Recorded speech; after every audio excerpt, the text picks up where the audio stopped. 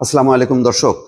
কালকে আমি বলেছিলাম যে মার্কিন প্রেসিডেন্ট ডোনাল্ড ট্রাম্প যখন বললেন যে আগামী সপ্তাহে ইরানের সঙ্গে যুক্তরাষ্ট্রের আলোচনা হবে, বৈঠক হবে, হতে পারে, তখনই আমি বলেছিলাম যে এটি সম্ভবত উনি ওনার মতন করে বলছেন, হলেও হবে, না হলেও না হবে, মানে এটার কোনো ঠিক ঠিকানা নেই। ডোনাল্ড ট্রাম্প বরাবর তেমনই করেন, কিন্তু তিনি মানে মুখের মধ্যে যা আসে তাই তিনি বলে ফেলেন, কিন্তু দেখা যায় যে বাস্তবে তা না। যেমন এর আগে নিশ্চয়ই আপনাদের মনে আছে যে আলোচনার জন্য 2 সপ্তাহ সময় দেওয়া হলো ইরানকে, কিন্তু দুদিন পরেই কিন্তু ইরানে হামলা চালালো।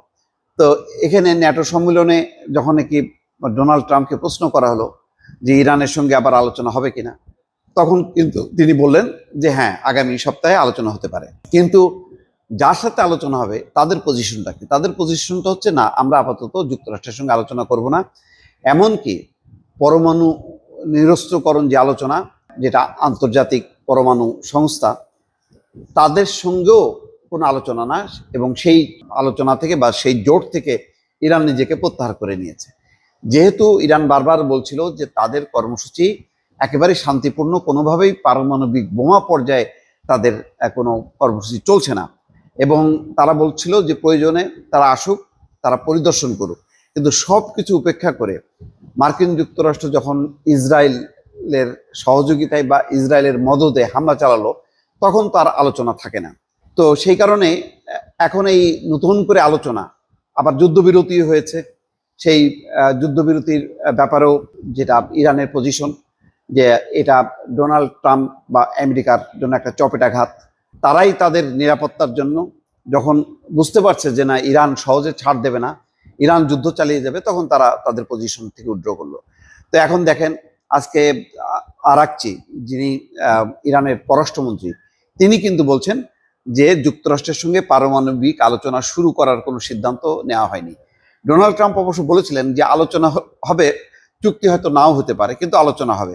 কিন্তু এই আলোচনাটাও কোনো সিদ্ধান্ত হয়েছে ইরান এরকম নিয়েছে, ইরান সিদ্ধান্ত নিয়েছে, এমন কিন্তু কোনো বার্তা ইরানের পররাষ্ট্রমন্ত্রী দিল না, দেয়নি।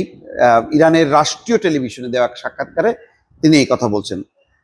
আরাকচি উল্লেখ করেন, যুক্তরাষ্ট্র যখন ইরানে ইসরায়েলি হামলাকে সমর্থন করে, আবার পরে পারমাণবিক স্থাপনাগুলোর উপর সরাসরি বোমা হামলা চালায়, তখনও ওয়াশিংটন তেহরানের সঙ্গে আলোচনায় যুক্ত ছিল।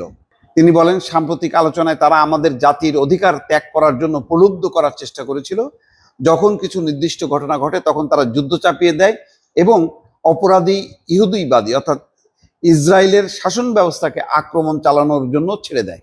মানে যুক্তরাষ্ট্র সুবিধা মতন ইসরায়েলকে দিয়ে আক্রমণ করে, আবার আলোচনার কথা বলে। আর এবার তো তাদের অপরাধটা ছিল আরো বেশি, যেখানে তারা মধ্যস্থতার ভূমিকা নেবে, সেখানে তারা ইসরায়েলকে সাপোর্ট শুধু করেনি, নিজেরা সরাসরি যে 125টার উপরে বিমান বহন নিয়ে তারা হামলা চালায়।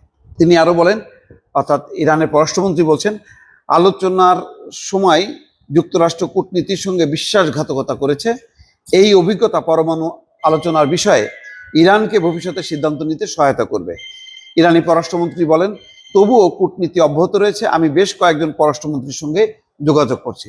অর্থাৎ এখন ইরান তার সুবিধা মতন সময় বা যখন মনে করবে যে আলোচনা করার দরকার তখন করবে। মানে কোনো চাপে পড়ে, আমেরিকার চাপে পড়ে ইরান আলোচনা করবে বা চুক্তিতে সই করবে, সেই অবস্থায় কিন্তু নেই।